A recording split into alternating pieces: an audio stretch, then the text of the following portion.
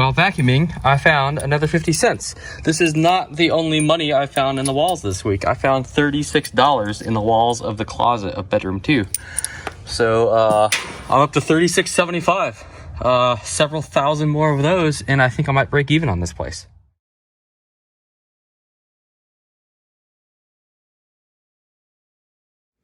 Hey y'all, welcome back to Dirt Pickle. Another fun week here. Got a bunch of stuff done to help in the comfort of the house. Unfortunately, I was not paying too close of attention to the focus on the camera, so there's some of the stuff that's out of focus, and I think part of it is from dust and dirt on the lens, but also just from being kind of lazy about it. So I think I'm gonna have the same problem next week because I literally didn't look at last week's video until today. So I just need to pay a little more attention to that as I do it. The camera I'm using is this here. It's an old Canon T2i or T3i. It's an old sensor. It doesn't pick up light very great. So this, especially compared to new cameras, and this house is pretty dark. Apparently they were very anti-light back in the 60s. So there's some noise in some of the videos, and that's what that is. Anytime I'm doing time-lapse or doing the camera sitting on a set of 6 watching me, if there's noise, it's just because it's an old camera. Someday I'll get a better one. This is a pretty cool, it's like a 10 to 18 millimeter lens. But one of the downsides of this camera is that I'm generating a lot more content, and I'm not someone that can just delete content. And my main storage device is almost full, actually. So today I picked up 3 of these and 8 terabyte Western Digitals, and I have one of them set up in the other room right now, plugged into the computer, and basically I'm doing a basic write of random data on it, and then a write of all either ones or zeros, doesn't matter, to basically stress test it, see if it fails. If it fails, right away get it done and over with. And then I'm going to swap out, there's 2 8 terabyte drives in my Drobo and 3 4 terabyte drives, and I'm going to swap those out one by one, let it rebuild, swap another one in, let it rebuild, and then I'll have 21-ish terabytes of usable space. So I'll have about 9 more than I have now, so I won't have to worry for quite a while, and I'll be able to repurpose the old drives into the cluster that I built. And one of the other cameras I'm using, I haven't used it a lot yet, but it's this old Canon T2i, and this one is slightly different. You see the ring here is white instead of the silver, and that's because it's not, it's a 3D printed ring, and it's actually used for this old Minolta Rocore glass. So it's pretty nifty. I mostly use that for stills and stuff, but I do some actual video with it. I set up here in the room. Hopefully the audio is a little better than doing down in the kitchen. This will be the new kind of talking head backdrop, especially after the new roommate moves in. And I don't know yet, but he seems pretty interested in helping out with some of the work on here. So he might show up in some of the videos, might not. And I think that's all I got. So again, thanks for watching. Thanks for subscribing, hitting the like button, all that kind of stuff. It helps to drive people over to the channel. And someday, if I get enough, I might actually make something off the channel. And if I do, that'll go right back into the house, and that'll help me get some more projects kicked off and going on the house, and maybe do some major ones that need to be done. In the meantime, enjoy this video. Again, I hope it picked out some good music, and have a good week, y'all. It's pretty dark out here, so it's probably going to be a noisy video. But since I can't get that one working, I bought a new one. It turns out they're not expensive at all. And this one, 10,000 BTUs more than the old one. So I'm going to pop it out, see if the lines fit, and if I have to get any adapters or anything. But it can be freestanding, so for now I'm just going to set it away from the wall a little bit and let it do its thing. This one doesn't need a vent, which seems strange to me, but you know, that's what they say. So yeah, I'm gonna pop it out of the box, set it up, and see if this thing works, and see if I can't get this room warm. Well, as you see, it worked. I do need to stop by the hardware store tomorrow and get a 90-degree elbow for that gas line. But it fired right up, super easy to assemble and get going. It ran for about 5 seconds before starting this video, and I already heard something shift in the ceiling, as in like insulation doing something. So Hopefully this room will be warm in a couple hours. And the whole kitchen area, basically the kitchen area and part of the living room has been a little bit colder, especially as the weather got colder here. So hopefully this will even out the temperature throughout that whole area of the house, and I can turn the overall house thermostat down a degree or two. And it'll make this room usable. When it was 20 or 30 degrees outside, this room's not usable at all. So this heater turns out to be great. I think the sound of the insulation moving was the initial gust of hot air actually hitting the ceiling. It took, I'd say 40-45 minutes for it to bring the temperature up from about 40 degrees to 70 degrees in this room. And I actually ended up turning it all the way down. It's currently at number 1 out on a scale of 5. And it's plenty warm in the room. That's not a problem at all. I removed the old heater, so there's a big ass hole in the wall now. I just need to vacuum it out, find something to fill in this hole with, and just keep water out. And then, oh, look at that, a quarter. I'm rich, guys. So I just need to vacuum it out, find something to keep the water out, and then I got the bracket for this thing. I needed a longer gas line. Instead of doing the 90, I'm just gonna hang it on the wall up here. And then it'll be nice and out of the way. Can't knock it over, tip while working or anything like that. And then I need to either get that fan working or probably just replace it with something new. I got new lights. So the kind of layout with the lights is one on each side of this to replace the existing ones, going all the way down. This should be much brighter. The one down there started working today. And then the switch on the kitchen does this row up here, and it stops there, but I think I'll continue it along down here, so that one switch will light up most of the room. And then there's a switch over there that does this side, and a switch over there that does this side. And if the layout works out well, I think I'll put it all on that switch there, so the door will light up the majority of the room. And then leave that switch dead, or maybe depending on how this is wired, run it over to the fan. And then the purple one, I'll just leave that alone. I don't care that that's on. And then this room should be I mean, it's already more comfortable, and then with decent lighting, it should be so much better. It should be actually usable, which would be nice. And I think this is actually usable. I don't know the condition of the chimney, but I think this pipe here, oh, you can't see it, but I think this pipe here has holes in it for gas to come out of, so you can light it and then get a fire going that way. But I'm not 100% sure. But I also don't know the condition of the chimney. Lighting a fire in here may burn the house down. I don't know. So I'm probably not going to do that. But it'll be nice to get some get air moving through here. Within a couple hours of getting this thing on, the temperature throughout the kitchen and living room also completely evened out. So instead of getting colder as you get into the kitchen and closer to this wall, it became significantly more comfortable, and it's a lot nicer in the whole house. I was able to actually bring the furnace down in the house a couple degrees, and everything's much more comfortable everywhere. So it's amazing the difference one little heater make. And this heater was only $220, so nothing crazy expensive. All right, so I just took a scrap from the bedroom that's all torn apart and cut it to fit. It's in there. There's a small gap at the bottom. It seems like a job for expanding foam. I'm actually not a fan of expanding foam, mostly because of it's great for what it does, but I just hate the serviceability of it. If you want to get back in there and do something, it's a pain in the ass to get the expanding foam out of a place. But my guess is by the time I tear apart this room, I'm probably going to have to gut this entire wall, both sides of it. So I'm not too worried about popping some in there to just kind of seal around the perimeter of it and keep it good.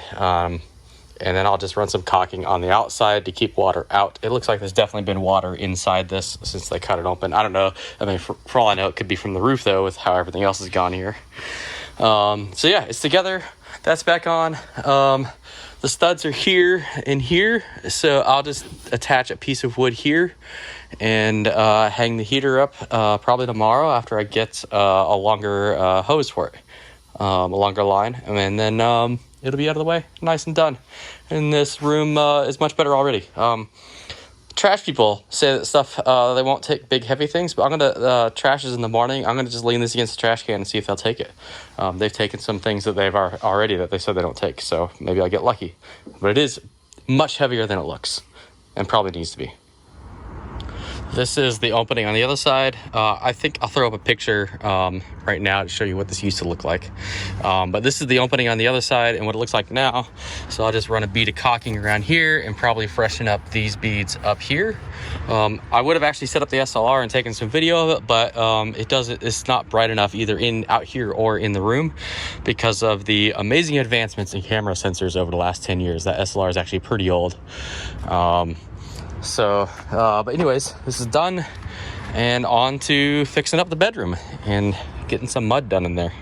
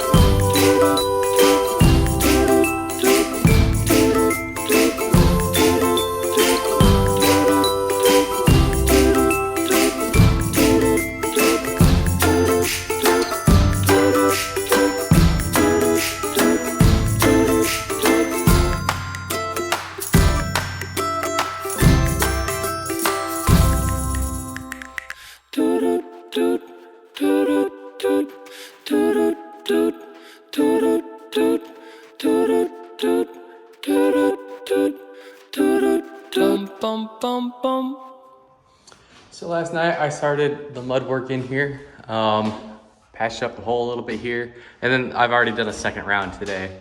So I've patched up the hole, that's ready to sand. Kind of patched up some of this around the frame and kind of just starting at the edge and working my way in and just kind of feathering towards the good stuff. That's just gonna be a wild pain in the ass. But getting that done, that one and that one were where the curtain covers were. Getting this done, just a whole bunch of little holes, a whole bunch of nails all over the place in these walls. But I started getting these done. I need to finish with the wallpaper around here. This end was a wild pain in the ass because the steamer sticks over the edges so the steam isn't trapped and forced into the wallpaper itself. So that edge is gonna be a pain to do as well. But I'm done enough. I'm gonna let this round sit. I'll come back and I'll remove some more wallpaper here, but I'm gonna go do some other stuff in the house for now. And hopefully I can be down to doing fine tuning the mud and sanding and stuff by the end of tomorrow. So it looks like I'm gonna get lucky with these replacing these fluorescents up there with LEDs. The fixtures are just resting in the tray, so I don't have to mess around with any flathead screws or anything like that. The wiring is super easily available, so it's easy to swap that over. And that light is significantly brighter than what was there before. This is what the other side looks like. So I should just be able to hop on down, and on this, I'm going to, right now it's running off of this switch over here.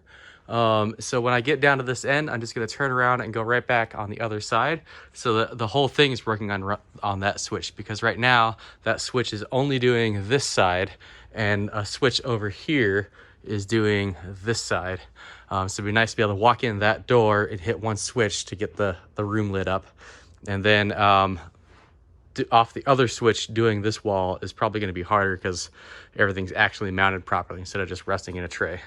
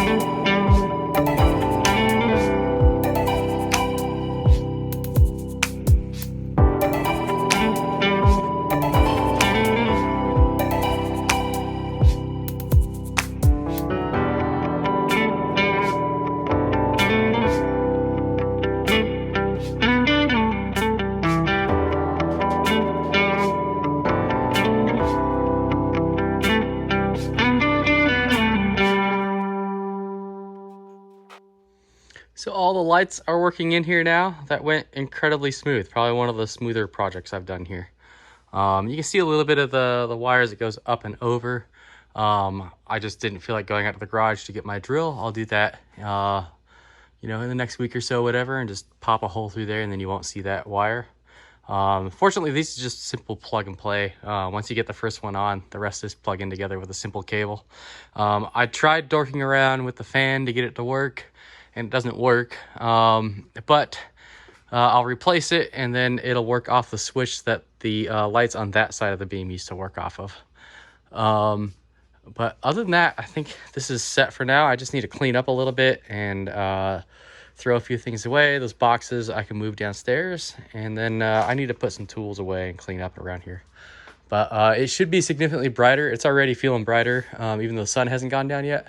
But it should be significantly brighter in here at night. Probably a bit dark in this corner still, but that's just how that's going to have to be for a while, or for a long time actually. But yeah, went well. I guess I was wrong. You can definitely tell that it's putting out a lot more light.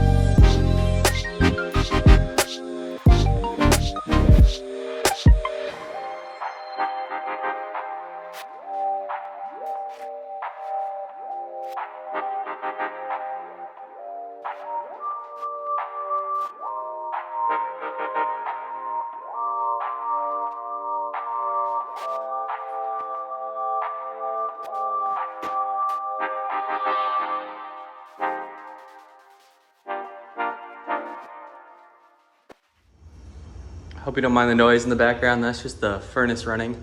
But I replaced the lights up here with the LED ones. They're the last of this round of LED.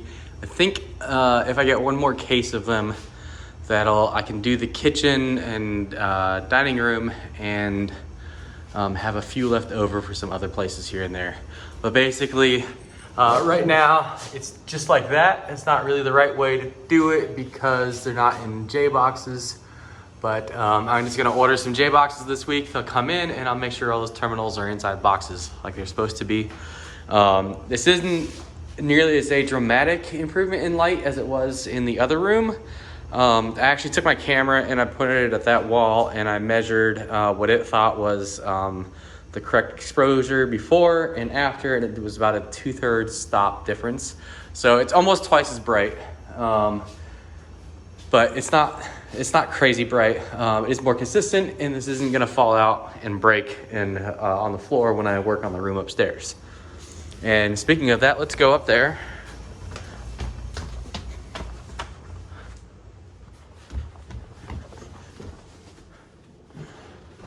So this is ready to do some more work on tonight. I think I showed you a lot of the stuff. I don't think I'll do anything else actually tonight, but I'll do some more starting Tuesday, just a little bit of mud here, a little bit of mud there, and kind of work on things, get it done. I need to remove the outlets and turn them sideways like I did in the other room.